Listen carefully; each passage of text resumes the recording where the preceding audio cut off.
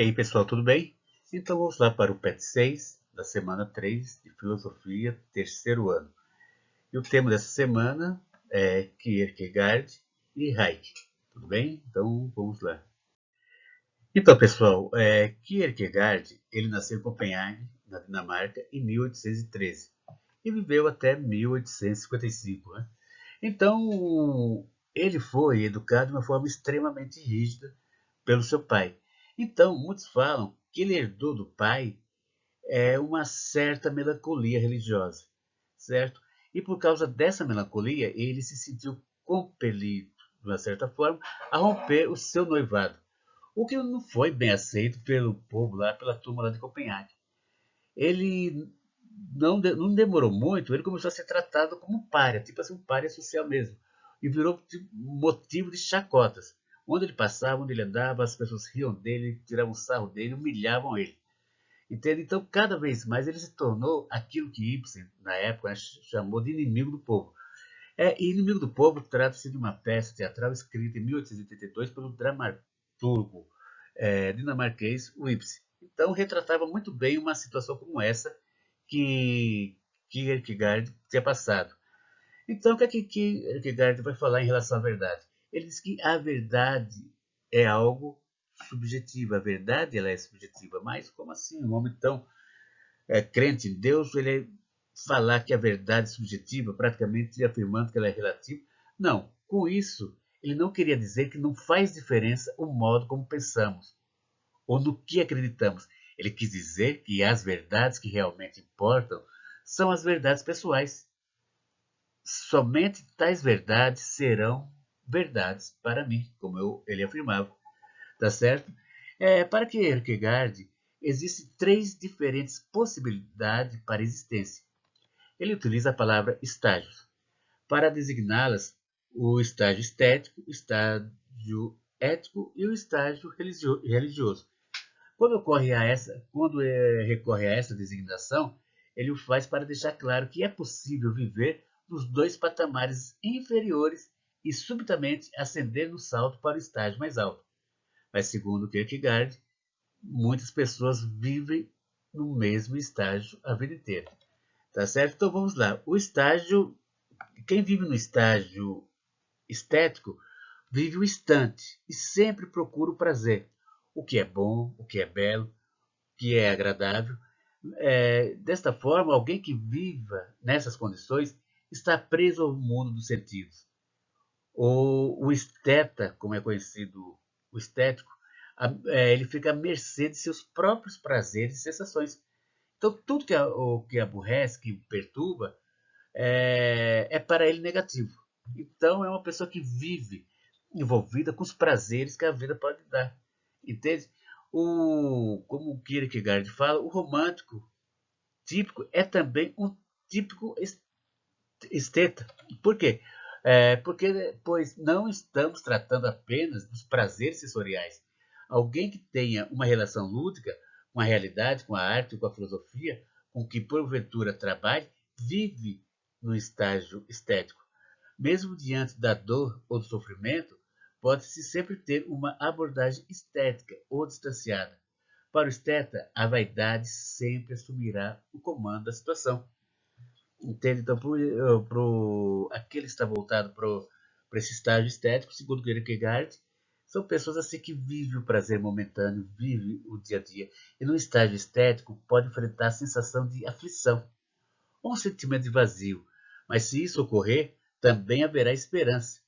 Mesmo ela passando por essa condição de dor e sofrimento, no caso haverá uma esperança, porque, segundo Kierkegaard, a angústia pode ser considerado como algo positivo. É a expressão de que esse alguém atravessa uma situação existencial. Assim, ele, o esteta, poderá, enfim, dar aquele salto, o que Kierkegaard já tinha falado anteriormente, e ascender e pular para um estágio superior.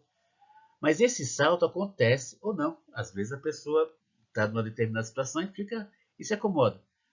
E não sai, não vai procurar uma outra forma para poder sair. E como o Kierkegaard fala, não adianta se angustiar. Está prestes a dar esse salto e não dá-lo. Novamente, deu uma situação que envolve novamente uma situação que envolve escolhas, porque aí vai depender exclusivamente de você. Ninguém poderá dar esse salto por você. É você que tem que dar, segundo Kierkegaard. E ele fala o seguinte, que o estágio, aí vem um outro estágio, que seria o estágio ético. Não é de forma alguma tranquilizador. Então, a pessoa que sai do estágio estético e pula para o estágio ético, isso aí para ele não significa que a pessoa está de boa, está tranquilo, é, que não é um estágio ainda desejável. É mesmo o homem mais sério, segundo ele, eventualmente se cansará de tanto zelo e dedicação. Porque o que está no estágio ético vai estar preocupado. Será que eu fiz isso certo? Será que eu fiz aquilo errado? Ah, eu vou tentar ser bom aqui, vou tentar ser bom aqui, ali. Então, vive. E muitas pessoas podem ter essa, é, tipo assim, uma reação de fadiga quando envelhece. Então, segundo ele, alguns podem retornar à vida lúdica. Ou seja, ela voltar, dar um passo para trás e voltar para o estágio estético, né? Mas alguns dão um novo salto, aí para o estágio superior, segundo o Kierkegaard, que seria o quê? O estágio religioso. Então, como ele fala, eles ousam dar o salto rumo a 70 mil braças d'água da fé. Esse foi o termo que ele usou. Então, o que acontece? Escolhem a fé em vez do prazer sensorial e do dever ético. E mesmo que na expressão de Kierkegaard seja terrível estar à mercê das mãos de Deus, é aí que os homens encontram a verdadeira consolação. Para Kierkegaard, o estágio, é, o, o estágio religioso era o cristianismo. É nesse estágio, segundo o filósofo, segundo Kierkegaard, que você consegue paz, tranquilidade e suportar de uma forma mais fortalecida a angústia, tá bom? Então vamos lá para o próximo. Então, pessoal, agora em relação ao Hayek, né? Ele inclusive foi um grande economista, liberal e filósofo. Em 1974 ele chegou a ganhar até um prêmio Nobel de economia, né? Então, mas vamos lá. No livro dele, O Caminho da Escravidão, Hayek afirma algo que, para a intelectualidade europeia da época, foi considerado tipo assim uma heresia e que ainda hoje causa um certo desconforto na intelectualidade brasileira. Diz ele o seguinte: poucos estão prontos a admitir que a ascensão do nazismo e do fascismo não foi uma reação contra as tendências socialistas do período precedente, mas o resultado necessário dessas mesmas tendências. Então, quando Hayek publicou O Caminho da Servidão, apenas uns poucos intelectuais do Ocidente tinham olhos para ver o horror totalitário que sufocava a União das Repúblicas Socialistas Soviéticas. A maior parte desses intelectuais eles eram coniventes ou se faziam de cego. Hoje, embora o socialismo soviético tenha sido derrubado junto com o Muro de Berlim, mesmo assim, dentro da América Latina ainda existe um certo encantamento com esse tipo de filosofia, esse tipo de regime. Né? Então, o que Hayek sempre chamava atenção era justamente para essas pessoas que nutriam esse tipo de simpatia pelo socialismo.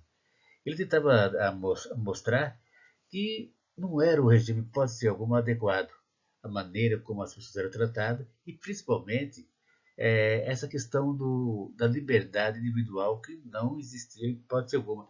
Então, essa era uma das grandes questões que Hayek debruçou, estudou, e a tese fundamental, inclusive, do livro é simples e de fácil entendimento, que é o seguinte: o risco do totalitarismo ele é inerente à política de planejamento econômico.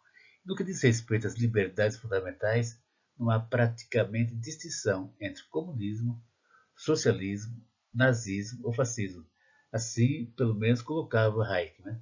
Então, o nacionalsocialismo ele foi derrotado, mas o nacionalsocialismo era inclusive o partido de Hitler, o nazismo. Né? Ele foi derrotado, mas as forças que o criaram ainda se construiu a civilização ocidental. Então, enquanto o socialismo procura desmerecer o individualismo sobre a designação, vamos falar assim, de individualismo burguês, não apenas o autor em questão, mas os liberais, de um modo geral, eles sabem que o individualismo não é uma determinação de classe, mas a primeira condição de liberdade. Então, como foi colocado aí o caminho para a servidão, foi primeiro o abandono desse caminho da liberdade, ou seja, o abandono progressivo das ideias básicas, sobre as quais se erguera a civilização ocidental. Então, porque o que significa? As pessoas muitas vezes eles vão se dando mais responsabilidade para o Estado, entende? E mais vai deixando o Estado interferir na vida dela. Então, quanto mais responsabilidade você vai dar para o Estado, mais você vai perdendo a sua liberdade. Inclusive, o Hayek fala o seguinte: a tendência moderna ao socialismo não implica apenas um rompimento definitivo com o passado recente, mas com toda a evolução da civilização ocidental. Ele continuando, ele fala: estamos rapidamente abandonando não só as ideias de Cobre, Breyer, de Adam Smith e Hume, ou mesmo de Locke, Milton, mas também uma das características mais importantes da civilização ocidental, que evoluiu a partir dos fundamentos lançados pelo cristianismo e pelos gregos e romanos. Renunciamos progressivamente não só ao liberalismo dos séculos XVIII e XIX, mas ao individualismo essencial que herdamos de Erasmo e Montaigne, de Cícero e Tácito, de Péricles e Tucídides. Então, finalizando, ele fala: o individualismo estimado pelos liberais não é uma invenção moderna, é um aspecto do florescimento da nossa própria civilização, fortemente moldada por elementos culturais e espirituais da antiguidade clássica e do cristianismo. Isso é interessante que ele fala, essa questão, porque na realidade a civilização ocidental, principalmente, ela sempre esteve à volta ou com Jerusalém, espiritualmente, ou em termos de conhecimento, com Atenas.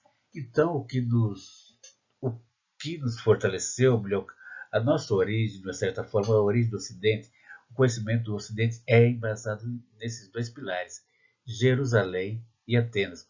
O em termos de conhecimento, é com, vem é, muitas coisas que sabemos hoje originam-se de Atenas. Em termos de espiritualidade, é Jerusalém. Então, muitas vezes, quando se dá as costas para esses dois pilares, Atenas e Jerusalém, isso pode significar que não vai prosperar esse tipo de pensamento, esse tipo de regime, como foi o caso que ele tenta demonstrar e que ele procura demonstrar, apresentar, é justamente as costas que, por exemplo, a União das Repúblicas Socialistas Soviéticas simplesmente viraram as costas, literalmente, para esses dois pilares, Jerusalém e Atenas. Então, em cima disso, é que o Hayek faz essa contestação. Agora, finalizando aqui com o Ayn Rand, o que é que ela fala? Não é possível existir razão coletiva. Então, ela também defende a individualidade. Ela segue a linha de Hayek. Né? Então, ela fala: a razão é uma faculdade da razão. É a faculdade do homem que é responsável por suas escolhas, possui volição, e é daí que suas emoções derivam. Dado isso, não é possível existir razão coletiva. A razão é uma faculdade individual. Apenas indivíduos a portam e a usam. Então, como o Hayek, ela vai totalmente contra ao coletivismo. Porque dentro do coletivismo não é o seu pensamento que vai prevalecer, é o pensamento de todo o coletivo. Entende? Vamos supor, em cima disso, há muita contestação e alegações que os grandes conflitos ocorreram justamente devido ao coletivismo. Porque o coletivo seria mais ou menos o seguinte: você vai se você tem algum tipo de antagonismo, você não vai contestar o indivíduo, ó, fulano de tal, João ou Maria. Não, você vai contestar uma classe. Entende? Se há um determinado pensamento, não foi fulano que teve, foi daquele grupo, daquele coletivo. Então, é justamente essas questões aí que tanto Ayn Rand, como nós já estudamos ela esses dias, como Hayek, eles são contra, porque eles acreditam que o coletivismo ele vai impedir a liberdade individual. Tudo bem, turma? Então, até a próxima.